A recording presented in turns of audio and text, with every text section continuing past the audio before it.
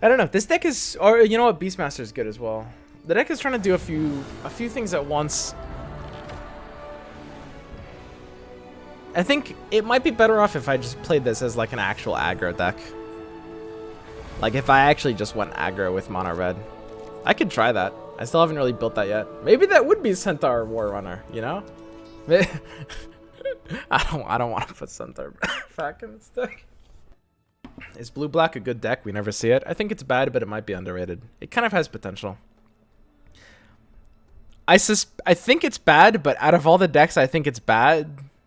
I think it's bad, but out of all the decks that I think are bad, I am least sure that it's bad. So like, it's more like I suspect it's bad. So, blue-green with a splash of red because, you know, I mean, why not, right? Smash the Defenses is a card you want to use on Aghanim Sanctum, but I'm just not going to pass up this opportunity. So, we're basically just starting the game with one more card than our opponent. That's neat. Good opener.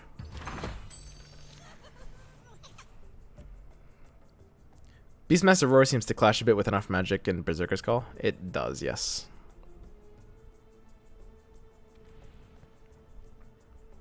So we can kind of identify. So this is going to be helpful for people that kind of are coming from Dota and want to understand like card game fundamentals. Look at this hand, right? Because we were thinking about dueling this creep, or even dueling the Treant to like accelerate its death, you know. But let's have a look at this hand. We've got 2 God Strength and a Berserker's Call. This means that these are very top-heavy cards. And we've even got Kraken Shell, which we don't really want to use early if possible. Maybe sometimes you're forced to keep something alive, but it's an initiative card, right? So you look at this hand, and Duel is actually the only card you have in this hand that you're going to use before turn 6. Because of that, we need to be a little more reserved with how we want to use it, and a little bit more trying to get like maximum value out of it. So taking like a settle for just like trying to use it a little more aggressively is going to be a bit more of a no-no. Timbersaw going into these swarms of melee creeps feels pretty good. Omni Knight in this case doesn't really want to go left into Sven. Omni Knight probably wants to go right.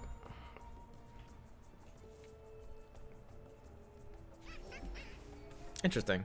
So it has a chance to get cleaved up here, which is just kind of going to be a little awkward. But he is controlling the left lane, which might have more value. Hopefully we draw some 4-drops. I'd love to see Stonehall 8s. Whirling Death is something we're happy to see. No initiative here. This is a great draw. So now that we have these cards, maybe we're thinking like a little bit more along the lines of using this duel a little more aggressively. Like a teensy bit. It's probably not in this case because we still have this ass hand otherwise, but... Let's show them what we can do. Sounds good to me. So let's zoom out. This is something you pretty much always do on turn 2 of the game. Zoom out and think about where you're going to put everything. You should do it on turn 1 as well, but most decks don't really need to do it on turn 1. So Bronze Legionnaire would like to either curve into something killing it or just eat a creep. Bronze Legionnaire here feels very good. We could even take something like a duel somewhere if we want, but it looks like all these duel opportunities suck. We can look at Whirling Death. Whirling Death here saves the creep, but kind of does nothing else. 15 seconds Kind of blows, remaining. actually. Whirling Death here doesn't really do anything either. We kill the Ogre and heal our Sven, but we don't get the cleave, and the Sven is dying anyway. In this case, I think we're just going to 5 start seconds remaining. start saving up. These are situational cards that just don't really find enough value right now, and kind of, you know, for the same reasoning as the duel, because we still have this just like clunky hand, we need to be a bit more reserved with how we use these cards. So this is a pretty good Bronze Legionnaire. I'm very happy with how this mid lane is going. We're just eating everything. I'm not happy with how the other 2 lanes are going. These other 2 lanes are pretty disastrous, actually. Typically, you really want to draw into your earlier cards. And if it's up to you, you just don't want to draw into God Strength at all. Drawing God Strength is just bad. Salamene is early. Kind of spooky.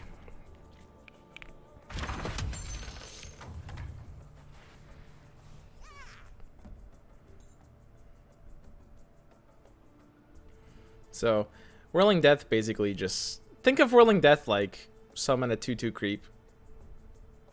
Which is bad.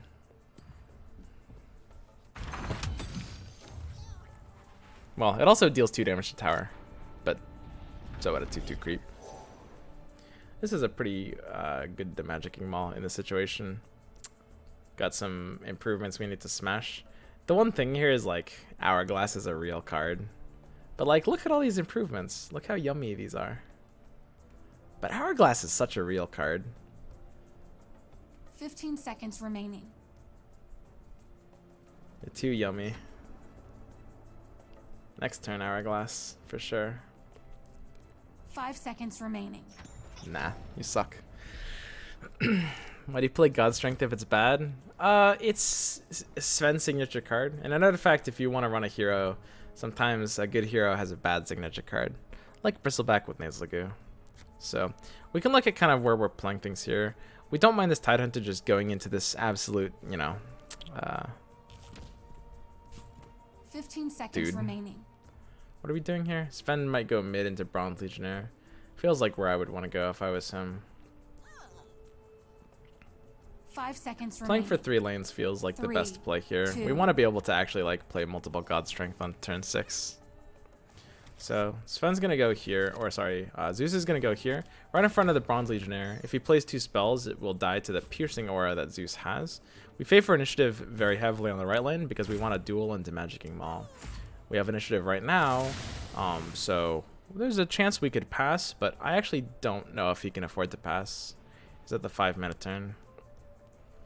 How vulnerable are we to Thunder God's Wrath? Because if he has initiative, he will Thunder God's Wrath pretty early, kill the Zeus outright, or sorry, kill the Sven outright, but kind of does nothing else. Playing Legion Standard Bearer here is pretty powerful. It might force a response. Remaining.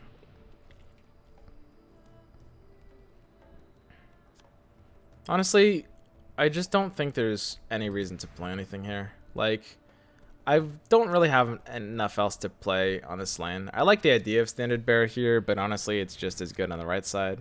Being able to duel the Zeus for initiative secures this lane in a really powerful way.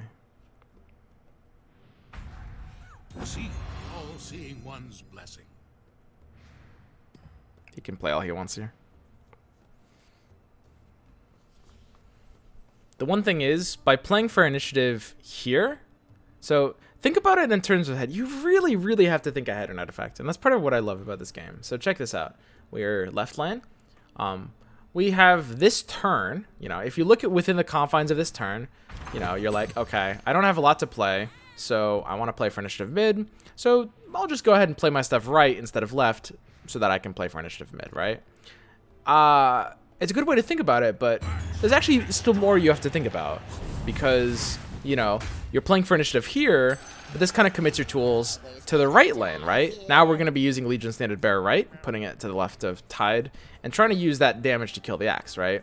Now there's a chance that in doing so, we're going to be giving up initiative next turn in the left lane, right? So we also have to be thinking about whether we want initiative there, and we very much do, because we've got, you know, Call and other tools. So, you know, we have Kraken Shell, so maybe a moot point in this case, but you have to just think about the game more than just the confines of this turn, which I really appreciate. So we don't have an initiative here, so we can just push on knowledge. Unfortunately, Demagicking Maul sucks here. So Legion Standard Bearer is going to come down right side. We could just use one of the Whirling Deaths. This will basically just give us a 2-4. Is that worth it? It's kind of like we're playing this as a 2-4. Because like his creep is basically getting deleted and our creep is surviving as a 2-4. So would I play a 2-4 here? We're getting to the point where we actually want to play our other cards. Second Whirling Death in hand doesn't feel like it does very much. I guess it also technically heals our Timbersaw by 1, but that has a pretty low chance of mattering.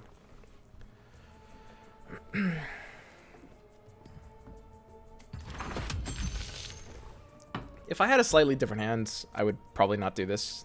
Or if I didn't have a second Whirling Death already, I would definitely not do this. So the idea here is we're going to play Standard Bearer to the left. This is going to force out one of his health items here. And in doing so, we will then kind of secure initiative without having to use Kraken Shell. We want to kind of keep this as if possible, because we want initiative, but we want to keep it in hand as kind of a get out of jail free card.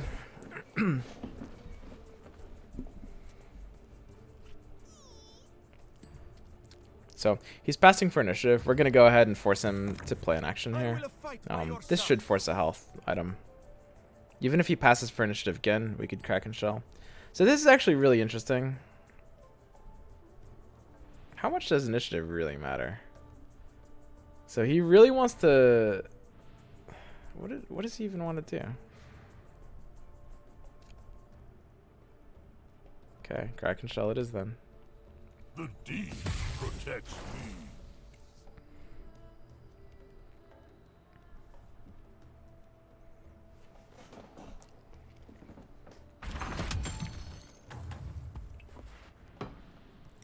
Just no play option.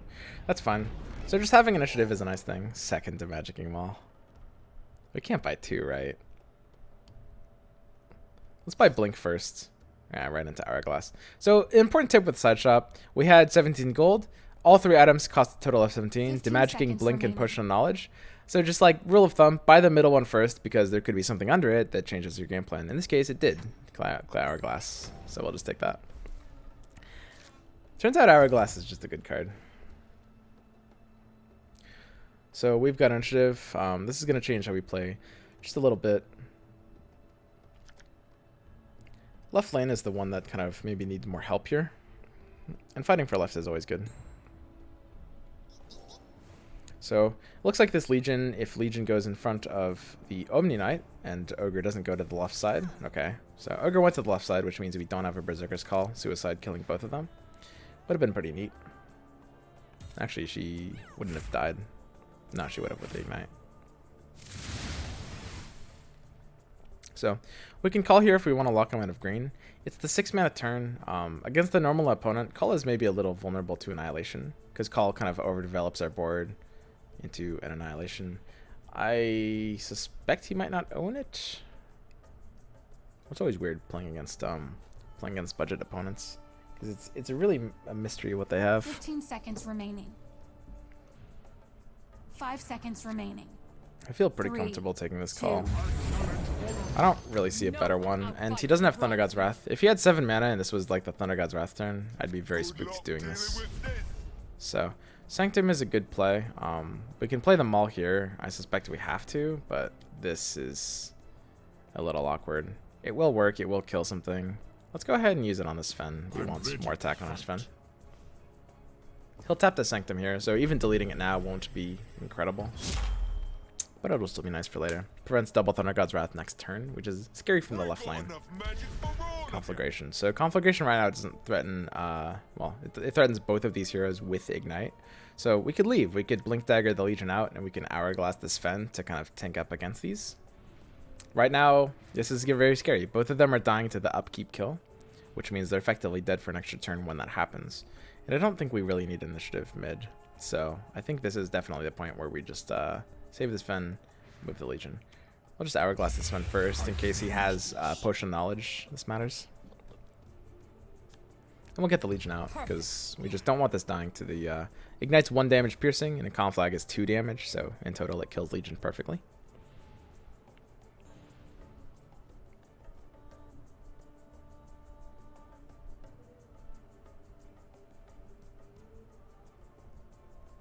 The only risk in all of this is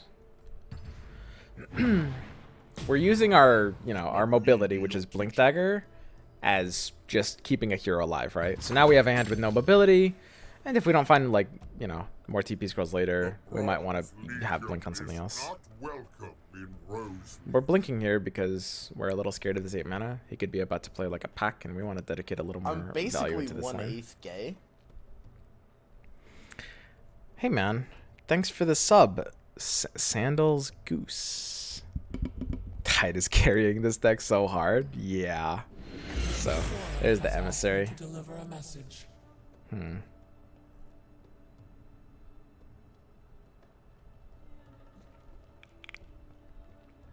This is unfortunate. Dude, emissary's busted. A tribute to the ancients.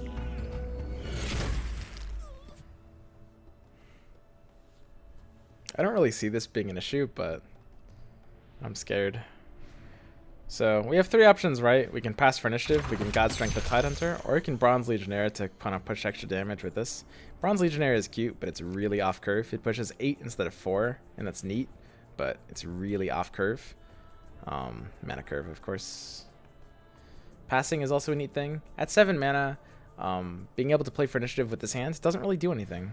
So I think we just want to play the God Strength out now. I'm basically 1/8 gay. This is a stacked Tidehunter.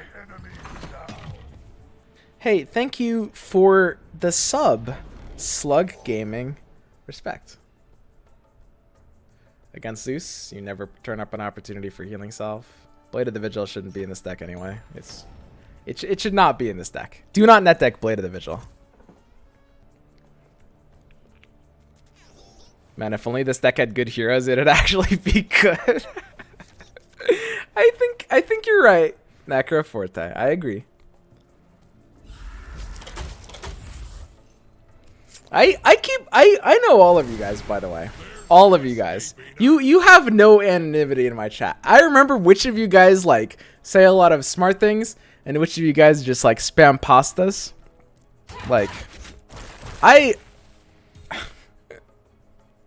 bet you guys think you're just like a faceless crowd. No.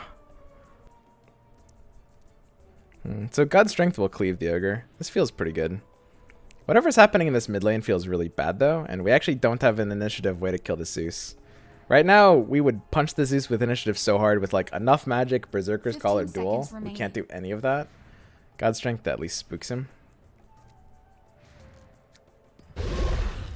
My blade is So at this point, we can salve to keep our Sven alive.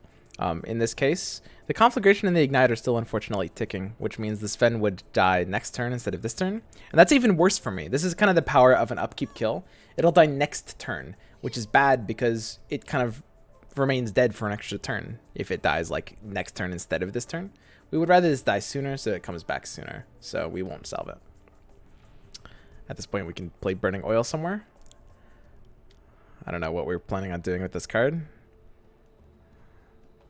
Honestly, this card has more utility, literally buffing with Dresden Standards. This deck would be so good if good cards were in it. Why not use Hammer on Sven? So Dimension King Maul is a very powerful card.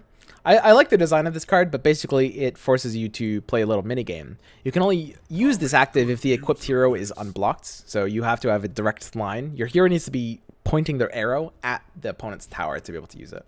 So this promotes really healthy counterplay. Like your opponent can basically put something in front of this and you can try to clear it out. It's an interesting card. What did you just play? Cloaked Zeus. So he cloaks Zeus because he's afraid of our, you know, duel and stuff. Joke's on him. We don't have shit. 15 seconds remaining. We've got Salve to try to play outside of like Thunder God's Wrath range.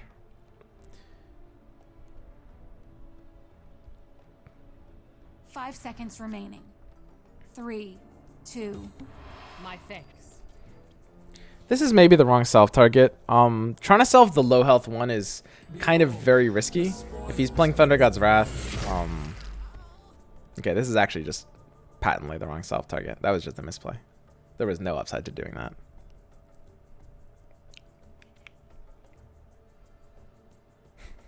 Dude, this Tide is so stacked, and he's so lost in this lane.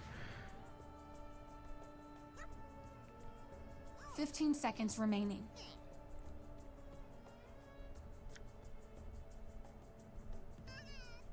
Killing the Centaur has value. 5 Can't do it, seconds though. remaining. 3, 2. We'll just Dresden's the axe, I think. Probably makes the most sense. By healing the Legion, which had the least health, we're just kind of playing into Thunder God's Wrath, which will kill everything, and that's really not what we want. Rolling on Timber. Rolling on Timber would be a lot better if it dealt piercing damage. It doesn't, so these have armor. That's not that scary at this stage in the game. I don't think I really mind that. And he still hasn't played a spell with Zeus. I'm waiting for him to play a spell to kill this little creep.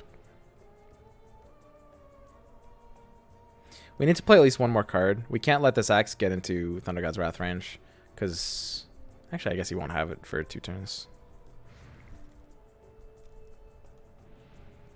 We're just burning oil here. We don't really know exactly where we're going to want burning oil to be. This is also not piercing. I think it's more useful left, honestly. So, even though we're playing this into the left lane, we're still playing a red card in this lane. From this lane specifically, so Tresden Standard still triggers. If he plays a single blue spell, this group dies. I'm a little sad. It's just 5 tower damage, though. Whatever. You are nothing compared to a god. So, caught unprepared. This is a cheeky card. This actually might be, like, competitive playable. Like, if you can wait until your opponent doesn't have an item and then use it. And if they don't... So, this card actually gains a ton of value from your opponent not knowing it's in your deck, basically.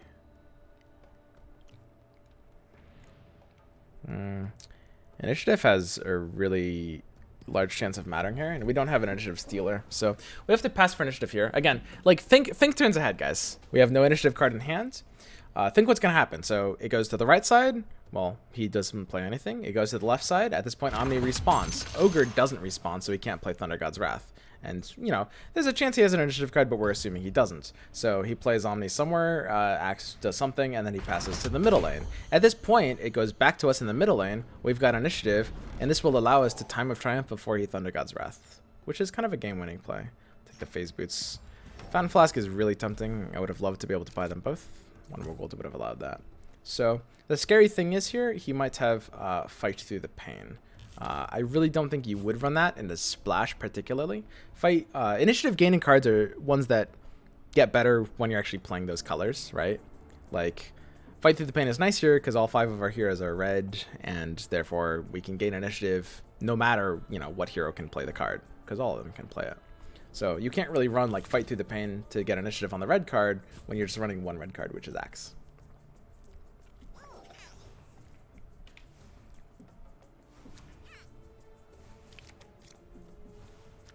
So keeping this initiative is really, really important, because, I mean, look, and this is why initiative is just so essential to the idea of the game, because there's going to be key turns. Like, check out this turn. Look at how different this turn is if he has initiative instead of us. He uses Thunder God's Wrath, wipes our entire board, and then proceeds to just AD us. Now, we play Time of Triumph, heal everything right outside of Thunder God's Wrath range, and develop 3 Time of Triumph units. This game is literally won or lost off of who has initiative on this turn at this moment, right? Please accept this gift. So our Axe now gets unstunned here. Accessories make the man.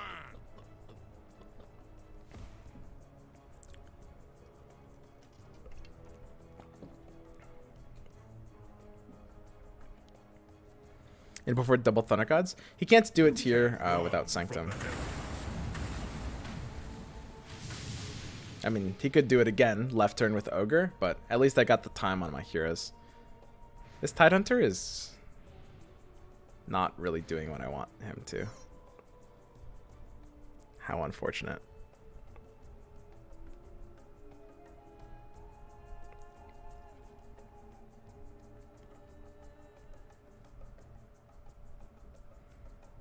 Dude, why do all of these 15 seconds remaining. have exactly 12 attack?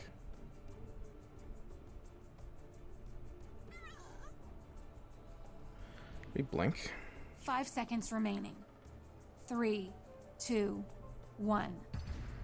I think this is the best play. There was a consideration to use Phase Boots with the Axe as well. I really like opening up dual lefts. I'm a little scared of Ogre going left with the other Thunder Gods. So we'll play around it by doing this. And again, so you remember when I equipped Blink on Legion and said the words, "It's nice to keep her alive, but this is really risky because maybe I'll need mobility later, and I'm using my mobility tool to keep a unit alive instead of really gaining mobility." This Tidehunter has been in this lane doing literally nothing. This is like one of those games. Your Tidehunter locks in safe lane, you know? So your Sven or whatever has to go mid.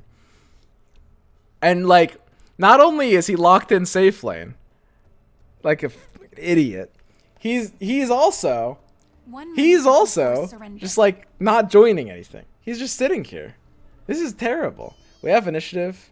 We pretty much have to play for it here. So I guess this Tide is just gonna sit here. Ravage off cooldown. He won't even join fights this Tide. Doesn't carry a TP scroll. And he's not buying Blink Dagger either. He's just buying attack items.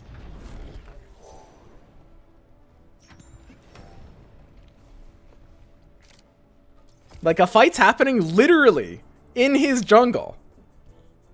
And he's not coming over. So, this is kind of awkward. This middle lane is not what I like to see from a middle lane. I think at this point we give it up and just try to pressure these outer two lanes enough. And I think we can do that. We have a very powerful play here. If he puts Ogre left, which, you know, he might want to do if he has the Thunder God's Wrath, we've got enough magic and hopefully this exact thing happens. So he'll just take over mid, but we will be able to kill these other two lanes fast enough. So Conflagration is going to go ahead and deal, well, Ignite will deal, I guess this Legion dies. Oh, that's sad. Why are you dying, Legion? I mean, Timbersaw's... I think this is fine, right? I mean, his axe can't do anything but call, right? What if I just duel this 15 ogre? seconds remaining. I guess they're... 5 seconds remaining. 3, 2, 1. I could just do this. Crack in the Legion. Okay, so it's a cute play, guys. So you can use your get initiative cards as combo pieces, right? Because not only do they allow you to preserve initiative for next round, but you can kind of combo them before the opponent can react. So you can crack and shell the Legion, and then enough magic, and she'll survive, and then die to ignite next turn. But otherwise, a cute combo. So now let's hopefully snipe ignite. Rip.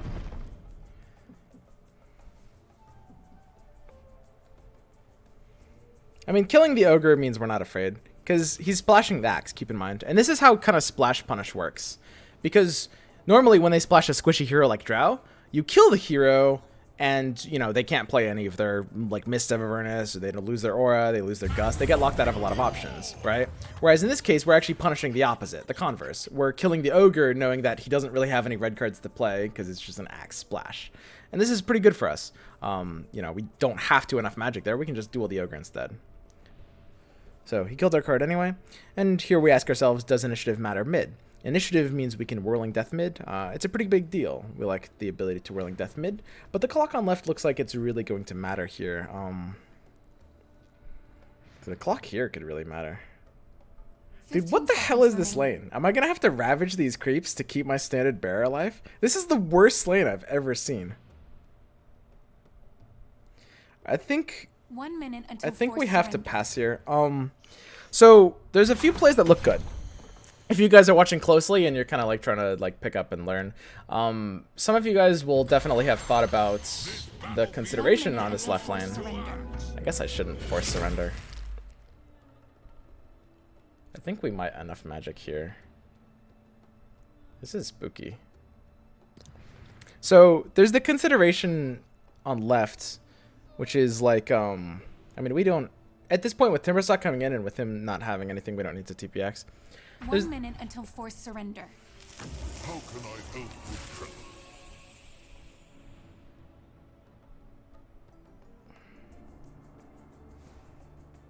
I guess it's a win either way, right? Enough magic would have like technically closed the game out. It's the same results. I guess if he has like blink TP, then, huh? Wonder if I could lose to that. Not enough magic in there.